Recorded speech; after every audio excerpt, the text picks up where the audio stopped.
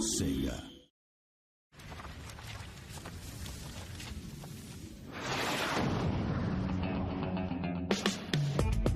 As with any story, an audience needs a compelling character to latch onto, and Tony Stark definitely fits the bill. I think the luckiest thing that happened was getting Robert Downey Jr. to play Tony Stark.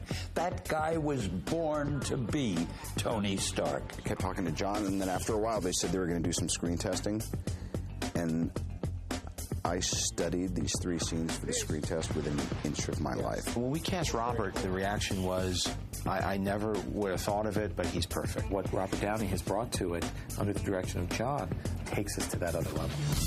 Robert Downey is reprising his role in the game as Tony Stark. Me and the fellows got together, and we really talked about how to kind of retrofit some of the scenes. Listen, they attacked us because they wanted the inventory stored here, so it's obvious. No more weapons, no more attacks. Anywhere he sees that character, he wants to make sure that it's accurate and appropriate, and we couldn't have asked for a better partner in that regard. Opinion noted, Obi, but I am telling you, do it. Come on, Pepper.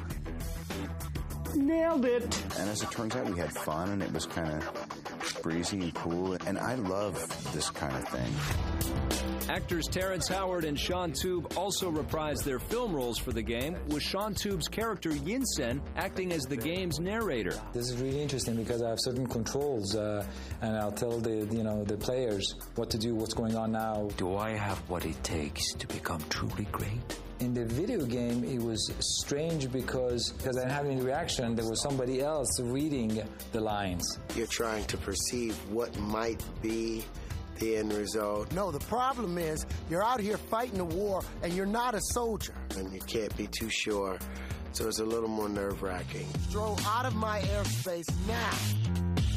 Although the majority of the gameplay revolves around Iron Man, Tony Stark also has a strong presence. I should never have made it out of that cave. Now I know what I have to do. We plan to take the player through the same journey that Tony Stark goes through. Definitely in the cutscenes, we're going to have Tony thinking about some of the actions he's taken. Countless lives ruined by my inventions.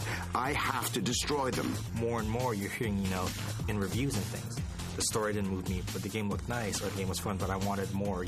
Having a good character like Tony Stark makes the player connect more to the game. Now that is the voice of reason. I love Tony Stark. He's a very interesting character. Tony is the ultimate multitasker. He's a guy with a computer-like brain. He kind of becomes the hero. He doesn't start out a hero in any way. I gave him the weak heart, because I always felt a character shouldn't be too invulnerable. He changes the way he lived his life, and that's what's really cool. You get to see that through the process of the game and the movie. He's basically a good guy, and he always tries to do the right thing. It's a really awesome character, and I'm just really excited to be working on the game. Okay, time to go.